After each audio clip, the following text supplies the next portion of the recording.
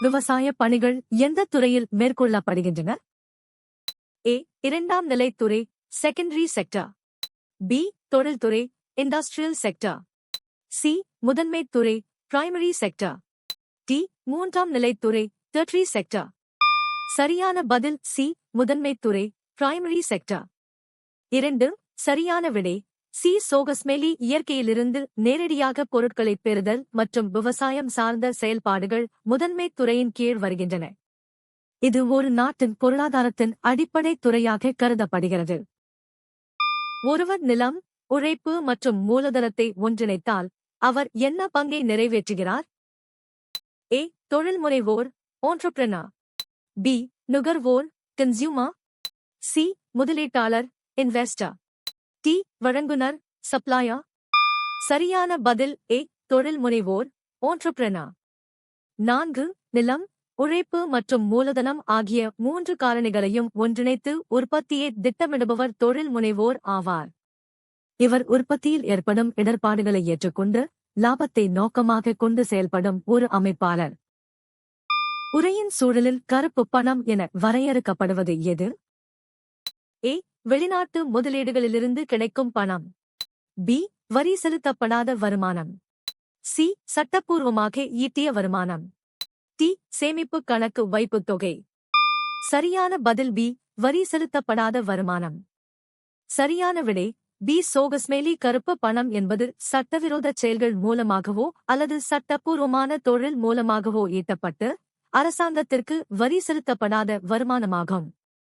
இது நாட்டின் அதிகாரப்பூர்வ பொருளாதாரத்தில் கணக்கில் காட்டப்படாத பணமாகும். கிபி 1526 தொடங்கி முழு பேரரசுக்கான பணவியல் முறையே எந்த பேரரசு ஒருங்கிணைத்தது? ஏ.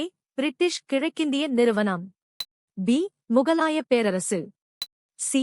இந்திய ராஜ்யங்கள். டி. இஸ்லாமிய சுல்தானியங்கள். சரியான பதில் பி. முகலாய பேரரசு. சரியான விடை பி. சோகஸ்மெலி 1526 பாபர் முகலாய பேரரசை நிறுவிய பிறகு ஷெர்ஷா சூரி மற்றும் அக்பர் காலத்தில் சீரான நாணய முறை ரூபியா உருவாக்கப்பட்டது. இது இந்தியா முழுவதும் ஒரு ஒருங்கிணைந்த பணவியல் முறையை ஏற்படுத்த வழிவகுத்தது. ஒரு நிறுவனத்தின் லாபத்தின் மீது விதிக்கப்படும் வரி வகை என்ன? ஏ. வருமான வரி இன்கம் டாக்ஸ். பி. நிறுவன வரி கார்ப்பரேட் டாக்ஸ். சி. மதிப்பு கூட்டப்பட்ட வரி வேல்யூ அடெட் டாக்ஸ். டி. கலால் வரி எக்ஸைஸ் டாக்ஸ். சரியான பதில் பி. நிறுவன வரி கார்ப்பரேட் டாக்ஸ். நிறுவன வரி என்பது ஒரு நிறுவனத்தின் நிகர லாபத்தின் மீது அரசாங்கத்தால் விதிக்கப்படும் ஒரு நேரடி வரியாகும். இது இந்திய அரசாங்கத்தின் முக்கிய வருவாய் ஆதாரங்களில் ஒன்றாக திகழ்கிறது. வருமான வரி என்பது தனிநபர்களின் வருமானத்தின் மீது விதிக்கப்படுவதாகும். உரையில் பணத்தின் எத்தனை வகையான மதிப்புகள் குறிப்பிடப்பட்டுள்ளன? ஏ. 3. பி. 1. சி. 4. டி. 2. சரியான பதில் டி. 2. 2. சரியான விடை டி. சோகஸ்மெலி பணத்தின் மதிப்பு என்பது அக மதிப்பு இன்டர்னல் வேல்யூ மற்றும் புற மதிப்பு எக்ஸ்டர்னல் வேல்யூ என 2 வகைப்படும். ஒரு பரிசைப் பெறுபவர் அதன் மதிப்பை பொறுத்து அரசாங்கத்திற்கு செலுத்தும் வரி வகை என்ன? ஏ. விற்பனை வரி சேல்ஸ் டாக்ஸ். பி. வருமான வரி இன்கம் டாக்ஸ். சி. அன்பளிப்பு வரி கிஃப்ட் டாக்ஸ். டி. சொத்து வரி ப்ராப்பர்ட்டி டாக்ஸ். சரியான பதில் சி. அன்பளிப்பு வரி கிஃப்ட் டாக்ஸ். 3. சரியான விடை சி. சோகஸ்மெலி ஒரு நபர் பெறும் பரிசுகளின் மதிப்பு ஒரு குறிப்பிட்ட வரம்பை தாண்டும் போது இந்தியாவில் 50,000 ரூபாய் அதற்கு அன்பளிப்பு வரி விதிக்கப்படுகிறது. இது வருமான வரி சட்டத்தின் கீழ் இதர மூலங்களிலிருந்து வரும் வருமானம் என வகைப்படுத்தப்படுகிறது. எந்த காலகட்டத்தில் சேமிப்பை சேகரிப்பதிலும் முதலீடு செய்வதிலும் பொதுத்துறையின் பங்கு மிகவும் முக்கியமானதாக இருந்தது? ஏ. தாராளமயமாக்கலுக்கு பிந்தைய காலம். பி. நடப்பு நிதியாண்டு. சி. சுதந்திரத்திற்கு முந்தைய காலம். டி. திட்டமிடல் காலம் தி பிளானிங் பீரியட். சரியான பதில் டி. திட்டமிடல் காலம் தி பிளானிங் பீரியட். சரியான விடை டி. சோகஸ்மெலி இந்தியாவின் 5 ஆண்டு திட்ட காலங்களில் மூலதன உருவாக்கத்திற்கும் உள்கட்டமைப்பு வளர்ச்சிக்கும் பொதுத்துறையின் பங்களிப்பு மிக முக்கியமானதாக இருந்தது. வருமான வரி தவிர அரசாங்கத்திற்கு செலுத்தப்படும் வேறு என்ன நேரடி வரிகள் குறிப்பிடப்பட்டுள்ளன? ஏ. உண்மையான சொத்து வரி மற்றும் தனிநபர் சொத்து வரி. பி. கலால் வரி மற்றும் விற்பனை வரி. சி. மதிப்பு கூட்டப்பட்ட வரி மற்றும் சுங்க வரி. டி. ஆடம்பர வரி மற்றும் சேவை வரி. சரியான பதில் ஏ. உண்மையான சொத்து வரி மற்றும் தனிநபர் சொத்து வரி. சரியான விடை ஏ. சோகஸ்மேலி வருமான வரி தவிர நிலம் மற்றும் கட்டிடங்கள் மீதான உண்மையான சொத்து வரி மற்றும் தனிநபர் சொத்து வரி ஆகியவை நேரடி வரிகளாகும். இவை சொத்தின் உரிமையாளரால் நேரடியாக அரசாங்கத்திற்கு செலுத்தப்படுகின்றன. டிவிஎஸ் மற்றும் அசோக் லேலண்ட் போன்ற நிறுவனங்களைக் கொண்ட வாகன குழுமமாக எந்த நகரம் குறிப்பிடப்பட்டுள்ளது? A. Bengaluru, Bengaluru. B. Coimbatore, Coimbatore. C. Chennai, Chennai. D. Hosur, Hosur. சரியான பதில் டி. ஓசூர், ஹோசூர். சரியான விடை டி. சோகஸ்மேலி ஓசூர் ஒரு முக்கிய வாகன தொழில் தொகுப்பாகும். இங்கு டிவிஎஸ் மற்றும் அசோக் லேலண்ட் போன்ற பெரிய நிறுவனங்களின் தொழிற்சாலைகள் உள்ளன.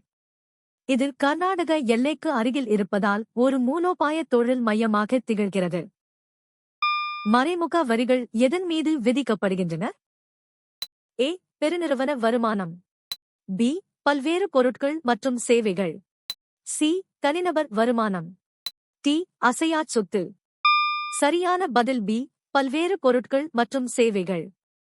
3. மறைமுக வரிகள் என்பது பொருட்கள் மற்றும் சேவைகளை வாங்கும்போது நுகர்வோர் மீது சுமத்தப்படும் வரிகளாகும். இந்த வரியை செலுத்தும் சுமையை ஒருவரிடமிருந்து மற்றொருவருக்கு, விற்பனையாளரிடமிருந்து நுகர்வோருக்கு மாற்ற முடியும். தமிழ்நாட்டில் எந்த மாவட்டம் அதிகபட்சமாக வெளிநாடு சென்றவர்களை பதிவு செய்துள்ளது? A. Coimbatore, Coimbatore. B. Ramanathapuram, Ramnathpuram. C. Chennai, Chennai. D. Thanjavur, Thanjavur. சரியான பதில் சி. சென்னை, சென்னை. சரியான விடை சி. சென்னை. தமிழ்நாட்டில் சென்னை மாவட்டம் அதிக அளவிலான வெளிநாட்டு பயணிகளையும் புலம்பெயர்ந்தவர்களையும் பதிவு செய்துள்ளது. கல்வி மற்றும் வேலைவாய்ப்பு தேடி இங்கிருந்து அதிக மக்கள் வெளிநாடுகளுக்கு செல்கின்றனர். தமிழ்நாட்டில் மிதமான ஏழ்மையுள்ள மாவட்டங்களில் வறுமை கோட்டிற்கு கீழ் வாழும் மக்களின் சதவீதம் என்ன? ஏ. 20% முதல் 30% வரை. பி. 30% முதல் 40% வரை. சி. 40% க்கும். டி. 20% க்கும் கீழ். சரியான பதில் பி. 30% முதல் 40% வரை. சரியான விடை தமிழ்நாட்டில் வறுமை கோட்டிற்கு கீழ் வாழும் மக்களின் எண்ணிக்கை 30% முதல் 40% வரை உள்ள மாவட்டங்கள் மிதமான ஏழ்மையுள்ள மாவட்டங்களாக வகைப்படுத்தப்பட்டுள்ளன. இந்த வகைப்பாடு வறுமை ஒழிப்பு திட்டங்களை சரியாக செயல்படுத்த உதவுகிறது.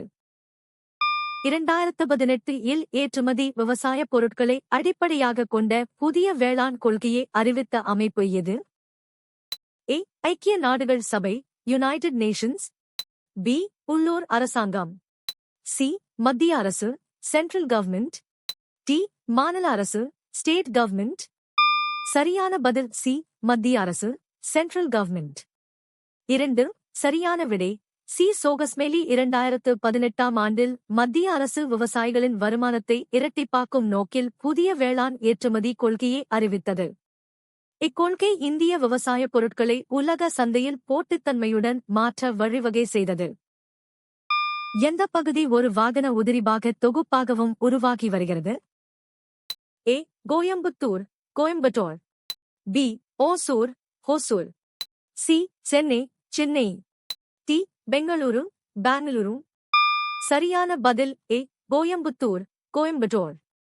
8. சரியான விடை ஏ. சோகஸ்மேலி கோயம்புத்தூர் அதன் வலுவான பொறியியல் மற்றும் மோட்டார் உற்பத்தி தளத்தின் காரணமாக தற்போது ஒரு முக்கிய வாகன உதிரிபாக தொகுப்பாக ஆட்டோ கம்போனன்ட் கிளஸ்டர் உருவெடுத்துள்ளது. பொழுதுபோக்கு வரி எவ்வாறு வகைப்படுத்தப்படுகிறது? ஏ. ஒரு மறைமுக வரி, an indirect tax. பி. ஒரு வளர்வீத வரி, a progressive tax. சி. ஒரு நேரடி வரி, a direct tax. டி. ஒரு விகிதாசார வரி, a proportionate tax. சரியான பதில் ஏ. ஒரு மறைமுக வரி, an indirect tax. சரியான விடை சோகஸ்மேலி பொழுதுபோக்கு வரி என்பது நுகர்வோர் மீது விதிக்கப்பட்டு சேவை வழங்குனர் மூலம் அரசுக்கு செலுத்தப்படுவதால் இது ஒரு மறைமுக வரியாகும். தற்போது இது சரக்கு மற்றும் சேவை வரியின் ஜிஎஸ்டி கீழ் இணைக்கப்பட்டுள்ளது. தமிழ்நாட்டில் பாசன பரப்பில் எத்தனை சதவீதம் கிணறுகளைச் சார்ந்துள்ளது? ஏ 50%, பி 24%, சி 14%, டி 62%. சரியான பதில் டி 62%. தமிழ்நாட்டின் மொத்த பாசன பரப்பில் சுமார் 62% கிணறுகள் மற்றும் ஆழ்துளை கிணறுகள் மூலம் பாசனம் பெறுகிறது. ஏரிகள் மற்றும் கால்வாய்களை விட கிணற்று பாசனமே மாநிலத்தில் முதன்மையான நீர் ஆதாரமாக உள்ளது. சென்னைக்கு அடுத்து அதிக எண்ணிக்கையிலான வெளிநாட்டிற்கு குடிபெயர்ந்தவர்களைக் கொண்ட மாவட்டம் எது?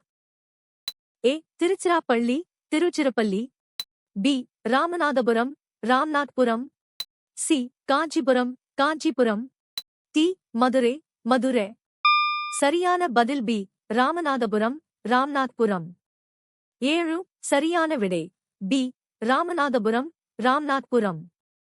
தமிழ்நாட்டிலிருந்து வெளிநாடுகளுக்கு குடிபெயர்ந்தவர்களின் எண்ணிக்கையில் சென்னை முதலிடத்தில் உள்ளது. நீங்கள் எத்தனை சரியாக பதிலளித்தீர்கள்?